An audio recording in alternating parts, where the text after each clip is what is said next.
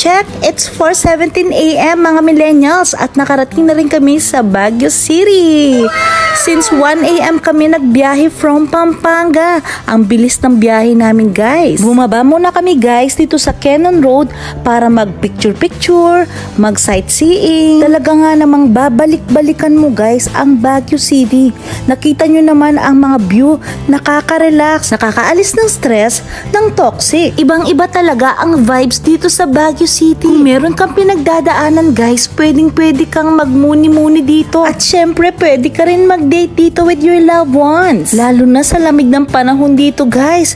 At ang place, napaka-romantic. Ayan, lumiliwanag na ang araw. Masisilayan na natin ang ganda ng Baguio City. Kasama ko nga pala ang aking family guys. Triple date kami. Couple muna kaming namasyal guys. Kunwari mga mag-boyfriend and girlfriend pa rin kami kahit mga may edad na kami. Actually mga millennials, biglaan lang namin tong sinet. Yung tipong na-miss lang namin talaga yung simoy na hangin sa Baguio. Kasama ko nga pala ang aking asawa of course, pati si kuya ko, wife niya, pinsan ko si Jenny, tsaka kanyang husband. Kahit maraming beses na kami nakapunta sa Baguio guys, pinipili pa rin namin balik-balikan ito. Of course, kilalang kilala ang Baguio City sa malamig na klima at napakagandang tanawin na talaga nga naman marerelax ka at matatanggal ang toxic sa iyong isipan. Mga millennials, life is too short kaya wag na nating sayangin ang oras natin sa mga galit sa puso. Let's be happy in a simple way. So ayan, mag-start na ako maglakad-lakad para matanggal ang taba. Pero dito sa Baguio City, masarap maglakad-lakad kahit nakakapagod dahil nakikita mo ang magagandang tanawin. Napakalamig na klima dito kung saan mas marerelax ang iyong kaisipan. Kaya mag-pray ka na dito sa grotto. For sure mga millennials, after nyo mag-pray dito sa grotto, talagang nga namang gagaan ang iyong pakiramdam. Lalo na guys, ganito kagandang tanawin ang iyong natatanaw. Talaga nga naman may peace of mind dito. Remember, mahahanap mo ang totoong kaligayahan pag tinanggal mo ang galit mo sa puso mo. Of course, you cannot buy happiness. Masarap mabuhay ng simple at mapayapa. Next naman, naka-highlights pa talaga ang buhok ko. Actually, pinatong ko lang yan. Salamat Shopee, baka naman. Ito nga palang cousin ko si Jenny at ang kanyang husband si Pei. Next, napaka-sweet, parang bagong kasal pa rin sila oh. Aba syempre, kasama ko rin ang aking asawa. Love, love, love. At ang hinihintay namin, ang breakfast time. Sa simpleng karinderya lang kami kumain guys, pero sobrang sarap naman and affordable. Ganyan talaga kami, very cowboy. Simple lang talaga ang aming trip as long as masasaya ang iyong mga kasama. At game sa lahat ng bagay. And of course, pagkatapos namin mag-breakfast, kailangan namin matagtag, maglakad-lakad para pagpawisan. Actually mga millennials, maganda rin mag-pictorial dito. Nakikita nyo naman ang ambience. Para ka na rin nasa ibang bansa oh. Tingnan nyo yung mga puno, ang gaganda ng kulay. Nakaka-relax sa mata. One of the best tourist spots ang Baguio City dito sa Pilipinas mga millennials. Of course, ang gandang mag-vlog dito, lalo na kung meron kang drone. Yun nga lang, hindi ko pa afford bumili ng drone mga millennials. Aba, malay nyo naman in the future makakabili ako ng drone para mapaganda ko pa lalo ang aking vlog. But for the meantime, okay na tong cellphone ko. Syempre guys, kung ano lang ang kaya ng bulsa, dun lang tayo mag-stick. Syempre mahirap yakapin ang hindi natin kaya. Nature lover talaga ako guys. Napakasimple lang naman ang trip namin guys. Alam nyo yung maglakad-lakad lang kayo, makapasyal-pasyal, makakain kung saan-saan, makapag-food trip, makapagkwentuhan, tawanan, okay na kami dun guys. Kahit pagod na ang aming paa mga millennials, lakad pa rin kami ng lakad. Alam niyo yun yung talagang natatanggal yung mga stress namin pag nagtatawanan kami habang naglalakad, nagsa-sightseeing sa magagandang tanawin.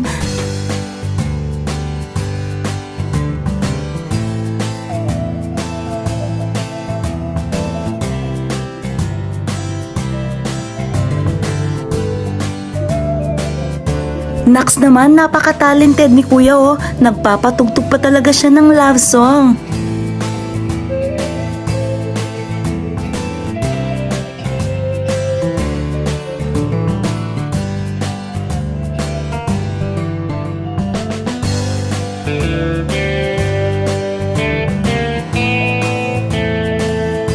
Ay, smile ka. Smile kayo. For the vlog.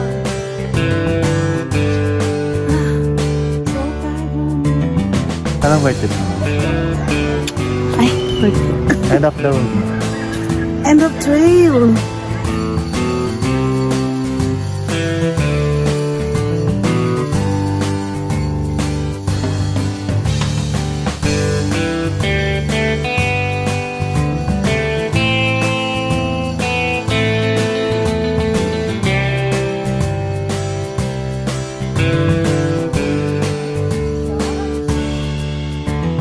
Ito naman guys ang The Mansion. Napakaganda at maraming tao dito. Unahin na namin mamili ng mga pasalubong upang hindi na namin makalimutan. Talagang inuna muna namin mamili habang meron pa kaming energy magbuhat-buhat ng mga pasalubong. Lalo na mamaya pag napagod na ang aming paa.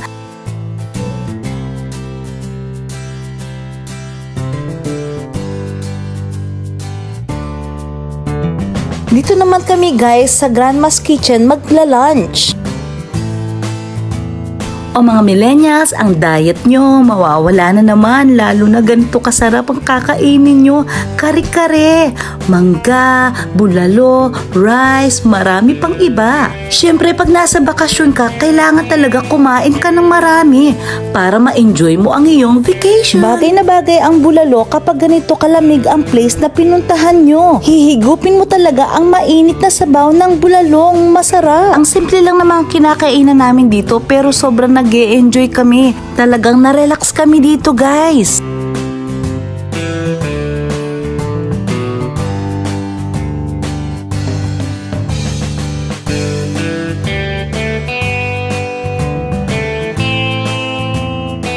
Let the mukbang begin in 3, 2, 1.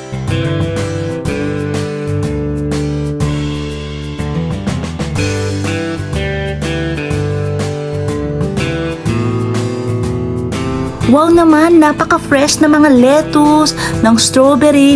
For sure, bibili na naman ako ng strawberry taho. Kahit 60 pesos pa ang strawberry taho, sige, bibilin ko na.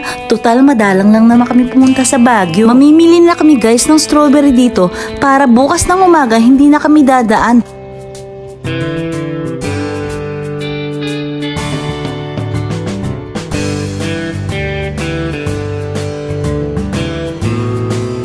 So ito guys, ginabi na kami. Andito na kami sa Burnham Park kung saan pupunta kami sa night market. And of course, magdi-dinner na kami. Sobrang napagod kami at nagutom.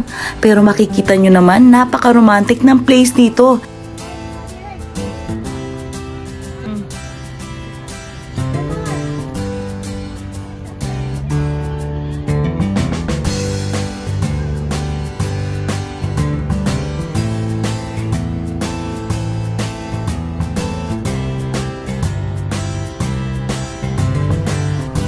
The most awaited moment, syempre, ang dinner time.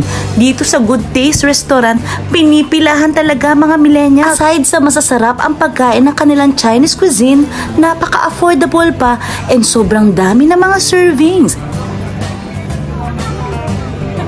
For sure, hindi ka talaga mabibitin sa mga servings nila at siguradong mabubusog ka naman talaga. Napakasarap ng aming mga in-order and very healthy. Sa dami ba naman ng nilakad namin mga millennials, talagang mapaparami ang kain namin for today's video. Pinipilahan talaga siya guys. O wag muna tayo mag-diet guys ha, marami pa tayong lalakarin mamaya. Good morning mga millennials, it's a happy Sunday. Magsisimba kami dito sa katedral.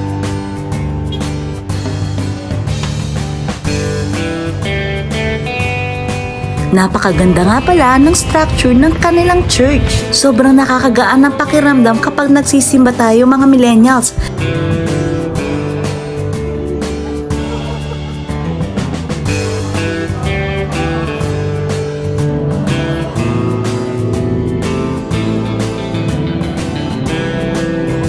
After namin mag-church mga millennials, naglakad-lakad na naman kami dito upang tumingin ng pwede namin pamilihin or kainin.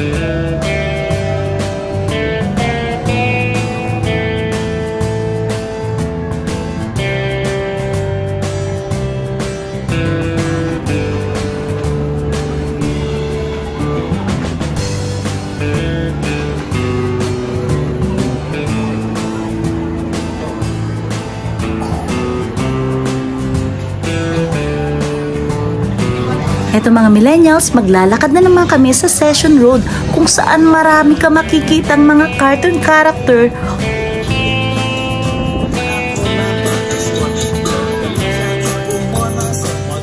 And of course, ang mga superhero natin. O diba, napaka-talented nila guys. Para ka talagang nasa ibang bansa pag nasa Baguio City ka. Makikita mo lahat ang mga talented na tao. Kaya super naaaliw kami sa paglalakad-lakad dito dahil sobrang dami namin nakikitang superheroes. Feeling namin bumalik kami sa pagkabagets. Nakakalungkot nga lang mga millennials, kailangan na namin umalis ng Baguio City. Syempre kailangan na namin umuwi ng Pampanga. But wait, there's more! Susulitin na rin namin ang aming bakasyon. Dadaan muna kami ng Bawang La Union. Siyempre, gusto namin makita ang Grapes Farm. Total, andito na rin naman kami sa Baguio. Same lang din naman ang way. Siyempre, daanan na namin para makapag-vlog and picture-picture. Siyempre, sa part 2 na ng vlog ko, ilalagay ko ang aking vlog for La Union. Anyway, thank you for watching my videos. Please don't forget to like and subscribe kung nag-enjoy kayo sa aming vacation at Baguio City.